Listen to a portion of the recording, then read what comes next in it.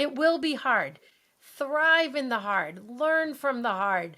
Don't give up during the hard, because starting a business, working with a spouse, working with a brother, all of those things can be hard, but hard only makes us better.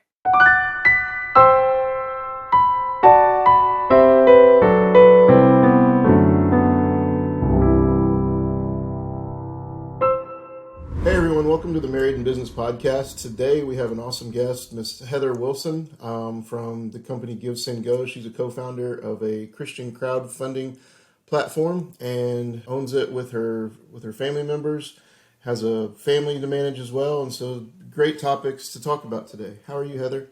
I am doing well. Thanks for having me on today. Yes, definitely. Thanks for being on.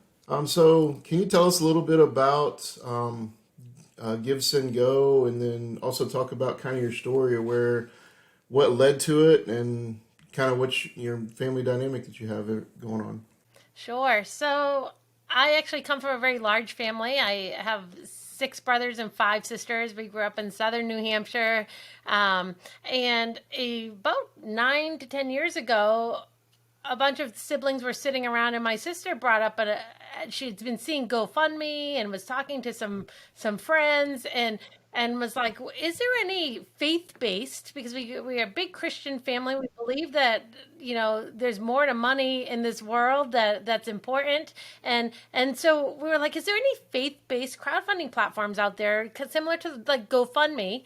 And we didn't really see anything that was being viable. And so we decided that we were going to create this platform. Now, we don't have tech experience. None of us are developers. We just had the idea and a dream, and we decided that we were going to go for it. We hired a development team, and we started on this journey of creating a crowdfunding platform that married help when people come on to raise funds and hope, where we share that there's more, as people are going through these hard circumstances, that there's hope. They're not alone in it. And so that was kind of the idea behind GiveSendGo.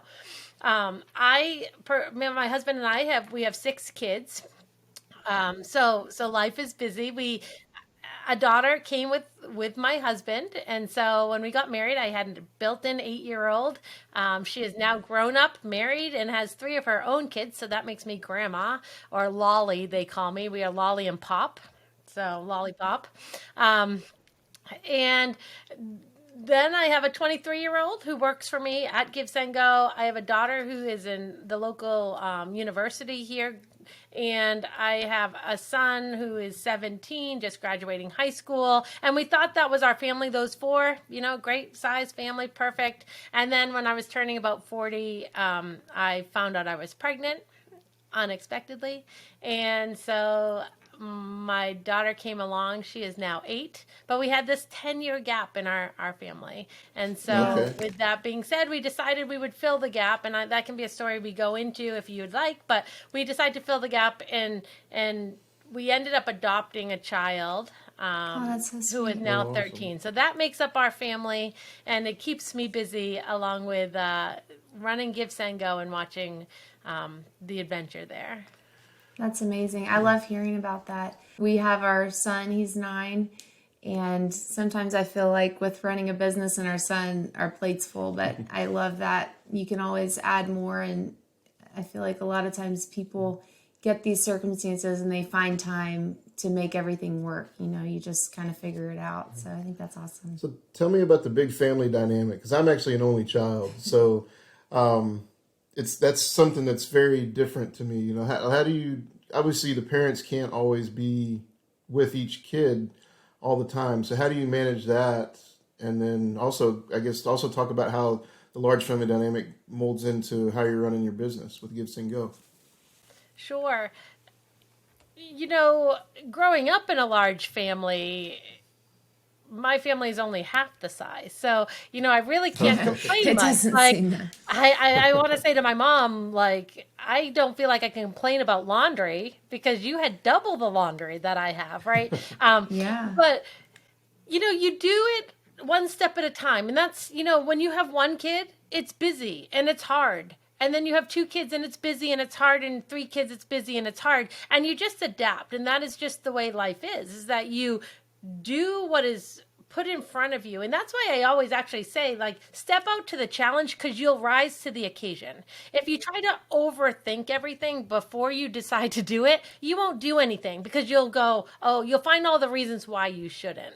And so to me, it's going, no, we're going to trust God in this journey. We're going to step out and do some things that are outside of our comfort zone and not have to overthink all the situations that might be out of our control. Because I can tell you, with 6 kids, some things are out of your control, and you still just move forward and do it. And I think a lot of times we try to, like I said, overthink things, and then it stops us from doing some important things in our lives because we talk ourselves out before ever allowing ourselves to be on that adventure.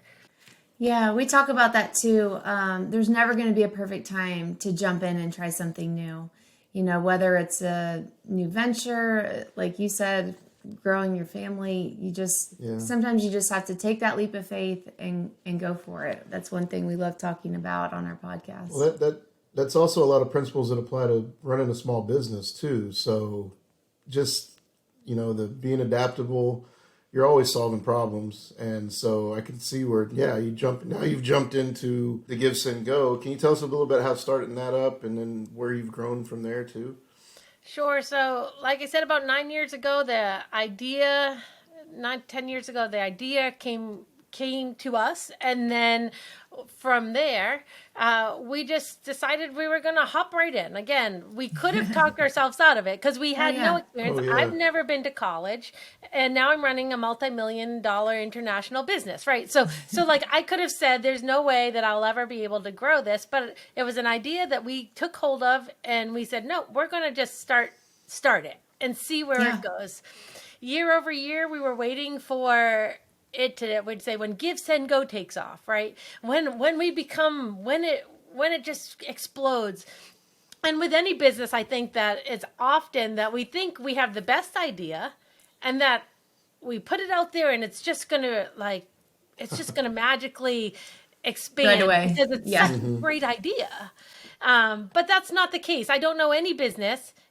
Now, people would look at GiveSendGo today, where we're in 86 countries around the world, and we are in the news all the time, and things like that, and go, man, you just came on the scenes and exploded, right? Like, look at that. Or all these other big tech sites, they just came on and they were magically this big company. Well, I can tell you there were 9 years prior to today that we were walking out, learning the lessons that needed to be learned so that we could be here today. So often I think as people and as business owners, we look at other people's success and we see it as, oh, they're special. They had luck, whatever the thing is that we want to portray on them.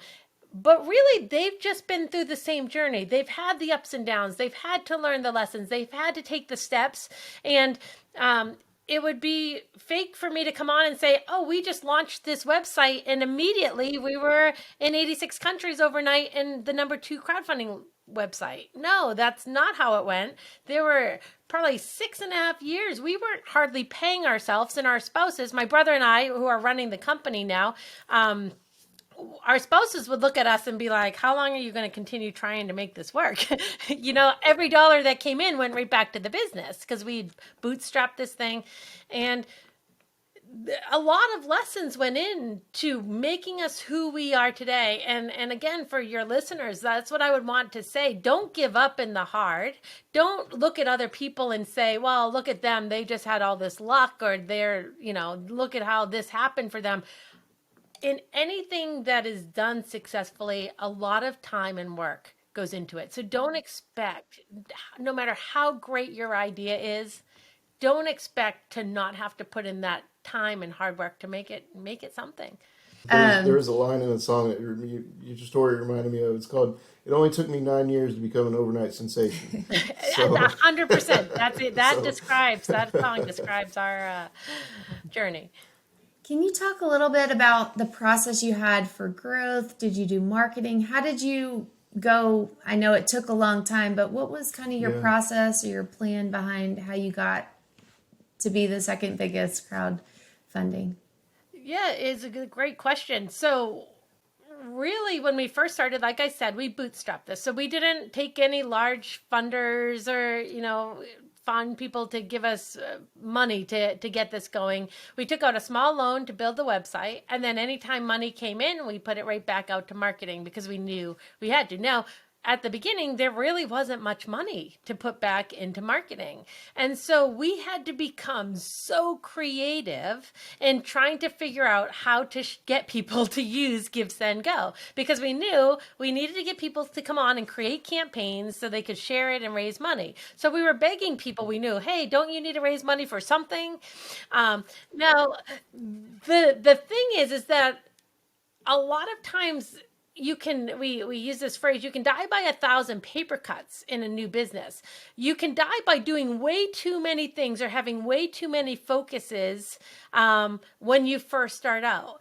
And we decided early on, you know what, we don't have the money or the bandwidth. We had one developer part-time, and Jacob and I, we were like, we don't have the money or the bandwidth to market to everybody, because really everybody can use GiveSendGo. So if we were like, oh, let's market to people, where? Like the whole world and all at once. everybody? Yeah. Like, how do you even market something? Yeah, I was gonna say you probably had to pick a niche somewhere, right, to kind of start out and then grow from there. Is that 100%? That's what we had to do. And so we said, you know what? We are calling ourselves the #1 free Christian crowdfunding platform. So let's go after people in the church, in the Christian communities that are going on missions trips. This is pre-COVID, Okay. right? Nice. So, these youth groups go to build wells in Africa, or people go over to share the good news or whatever. And people go on these trips to go help impoverished countries. And they usually have to raise a few $1,000s to go.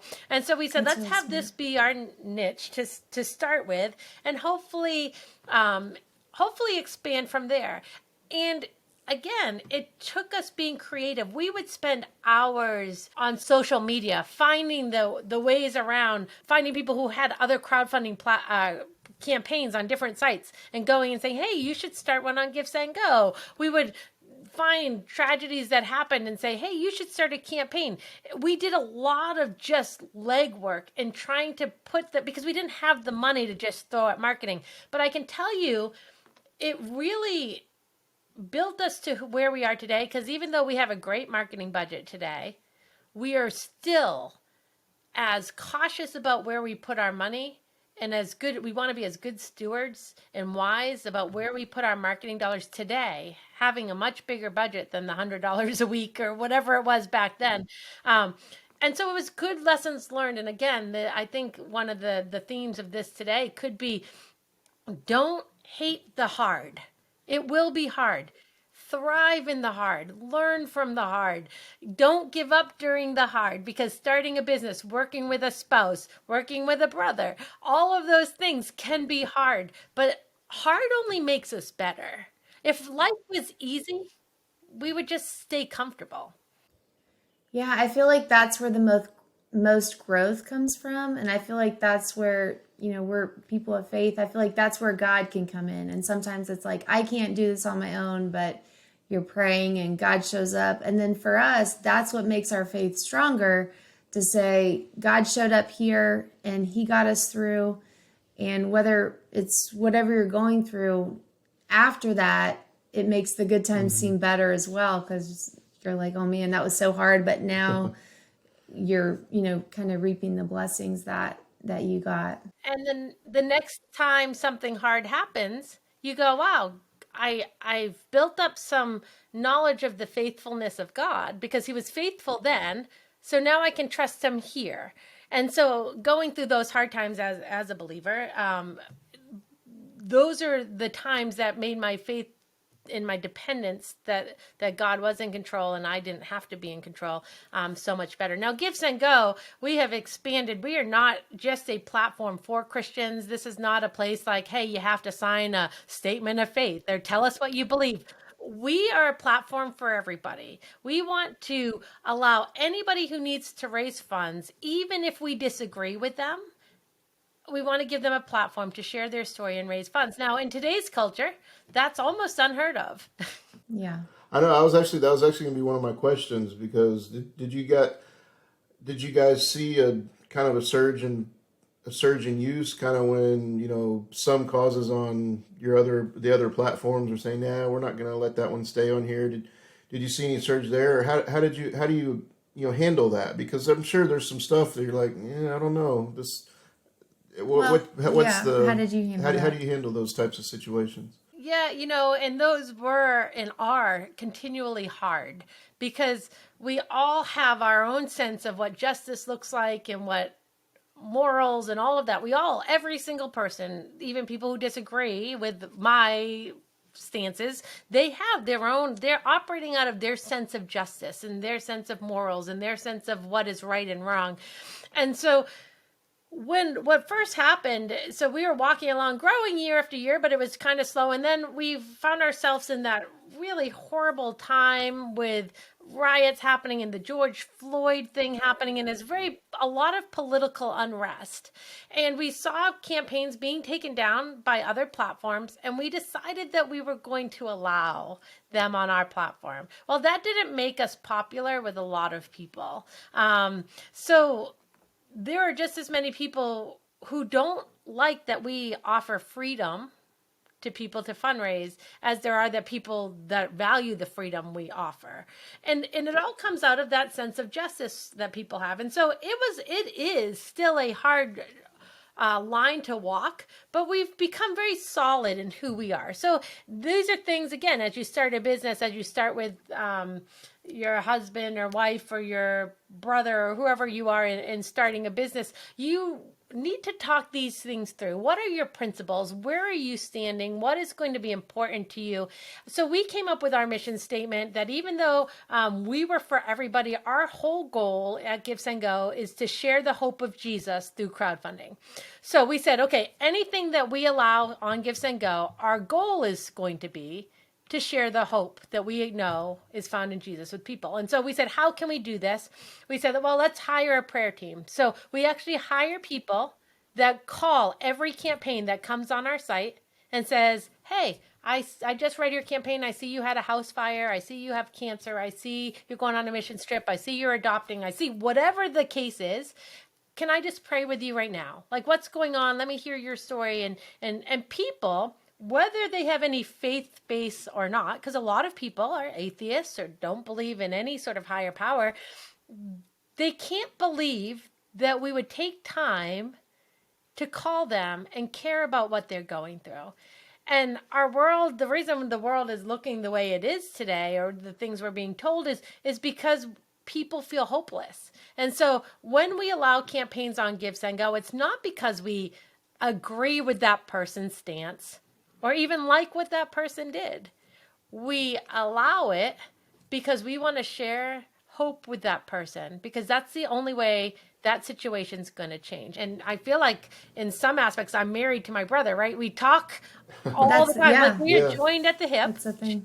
Just like any sort of relationship. He lives up in Massachusetts. I live down in Maryland. And we are, and all our team, our 40 employees are all remote worldwide. That's and cool. We talk all the time, and we have to discuss these things. You can't shy away from those hard discussions and the direction. And there are times we don't always agree. And we have to then go, okay, well, again, because we have a faith component to us, we feel like that gives us a little step up because God promises us wisdom. And so we go, okay, let's take it back to the drawing boards. Let's surround us with people that we trust and go seek counsel when we don't agree. Let's find out. And we talk things out and we hash things out. And I'm telling you, my husband's like, man, you are on the phone with your brother. I think you talk to him more than you talk to me. Well, can you tell us a little bit about that? We've talked a lot about the dynamic between husband and wives or spouses managing a business. What do you think the differences are that you deal with managing it with your brother versus what you might have encountered with your spouse, with your husband? The first thing for anybody who wants to get into business with a family member, whether it is your spouse or whether it is a sibling or someone like that, go in with your eyes wide open, because like, especially with a sibling, like I love my siblings, right? I get along with them all. We have close relationship.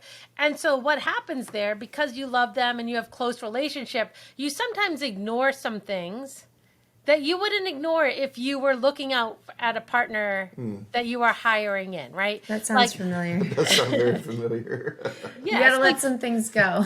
yeah, exactly. You let things go that might be a red flag or something that, and not even that you don't love them, but maybe that you can't work with them, and that's okay, right? Like but go in with your eyes open to what the strengths and weaknesses are. And so my brother and I, we actually complement each other well, and that's why we've been able to maintain this. He tends to be more analytical and on like the numbers side of things, and I tend to be more emotional and on the creative side of things. Okay. And so we balance each other out. I'm like, let's push ahead and do this. And he's like, whoa, let's take some time and think about it, right?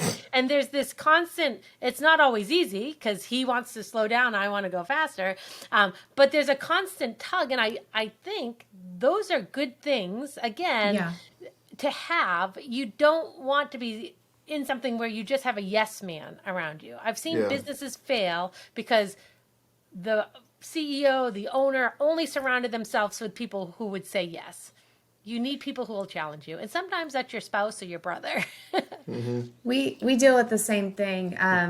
Kyle's definitely like you. He's kind of the visionary. He's always wanting to expand, take things to the next level. But I'm kind of the one like, okay, let's look at the numbers.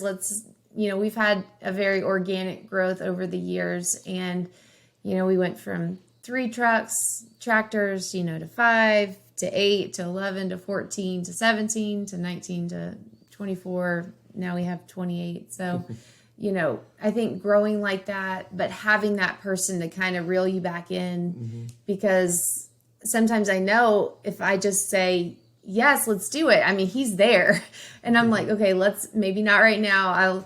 I try not to just say no. That's one thing I've really had to work on. So let's think about it. Let's look at it. These little things to kind of give me some time to process and to get us to think about some different things too. Yeah. So I think it's great to have someone, like you said, you and your brother are kind of balancing each other out. I think that's really important. Well, hey, Heather, I noticed the timeline behind it. It looks like a timeline for are those milestones or, some key events for GiveSendGo. Can you tell us about that? Yeah, absolutely. So every year for the last couple years and going forward, we have what we call our Giver Gala, and we throw a big party that's free for our attendees to come and celebrate what's been happening at GiveSendGo. And this last year, we said we should put together a timeline. And I think, again, in business in general, keeping track of where you've been, because so often you get so caught up in what's happening today that you forget how far you've come, and you want to remember the journey. And so you probably can't see the whole thing. It's really long. It starts in 2014 where it says we had a new idea. 2015, we had our soft launch where we said, okay, let's try this out, see what kinks we need to work out. We hired our first employee in 2016, and we were mentioned on the TV show The Doctors, which seemed like a huge thing. They were having a campaign for one of the women that were on that show, and so that was seemed really big at the time. We continued to grow. We updated our web design in 2017 and 18. We just kept pressing on. 2019, we were available in 20 countries. Someone approached us to acquire us. It didn't work at the time for all the parties involved. And then we acquired a smaller crowdfunding platform called Faith Launcher. In 2019, our first employee was an Indian developer, and my brother and I went over to India for his wedding, which was really a cool time. We processed at this point up to $5 million, and we had reached over 50,000 givers on the platform. In 2020, we had some big campaigns. We hired our first customer service agents, and we expanded to 35 countries in 2021. We hired our prayer team, and we added more people. Our teams kept expanding in 2021. We started the Giver Army, which is a really cool endeavor that we have, because We have people that come on our site just to give to random campaigns. Oh, wow. Candace Owens came on our platform and raised $250,000 in just 2 days. So it was like an explosive campaign by somebody that is well known. And so we were very excited about that. We started last year, this 2022, we started our charity branch. So we have GiveSendGo.org, which is a nonprofit branch of GiveSendGo. And then we expanded into 85 countries. And at the beginning of last year, we had a new logo design. We updated everything, new colors. We have up to 40 employees, and we've done over $100 million in money processed. And this was just end of last year. So we're adding on. We're going to do a whole nother banner to add on to this. But I do recommend for anybody starting business, if you're not a journaler, because I tried to journal growing up, like I'd like do 2 days and then not again, and I'd go through spurts because I really wanted to do a diary and stuff. And so I'm not a great journaler, but it is important to remember these milestones and to remember the things you've gone through, because when things get hard, it's easy to go back and go, oh yeah, look, things are good. Like we're on a steady growth. Remember when this happened. Remember this. And I say that in your marriage life as well. I think that it's very important to remind yourself, so often we tell ourselves the stories that are, he always does this, or he never does that, or she always does this. Because in the moment they left their clothes on the ground right outside the hamper and you're mad. And so you're like, they always do this. And then you start spinning a story about how they must not love you and how you would be better off with somebody else. And you can go down this whole path based on a truth that's not really true, right? Even though it's based on a truth. And I believe this timelining and this sort of thing is really healthy in a work environment and in a marriage, to remember the good times, because it's much easier for us to replay the bad times. Yeah. And we need to change that. If we want to be successful in life, we need to change that to start replaying the good times. And I don't know why that's harder to do, but it is. When things go hard, we want to go back and go, see, look, remember last time they did this too. And so timelining, remembering is really important. I love that. You definitely need to remember the good times. So when you're going through the hard times, you're like, hey, we made it through that. Well, thank you so much, Heather, for being on the show. We kind of have to stop there, but we're really excited to hear about your story. Can you give us some more information on where people can find you and all your social media contact? Sure. So you can look up GiveSendGo across every platform that you can imagine. Just go to GiveSendGo as our handle. It's all one word, GiveSendGo, GiveSendGo. You can email our customer service if you have any questions at info@givesendgo.com. And just visit our website. There's so many cool campaigns going on. We'd love for you to join the GiveSendGo family. Okay, awesome. All right, well, everybody, thank you for joining us today on the Married in Business podcast. If you like what you heard, and make sure you hit that like and subscribe button, and check us out on all our social media platforms and your favorite podcast platform. Again, thank you, Heather, and best of luck to you going forward with GiveSendGo. Thank you.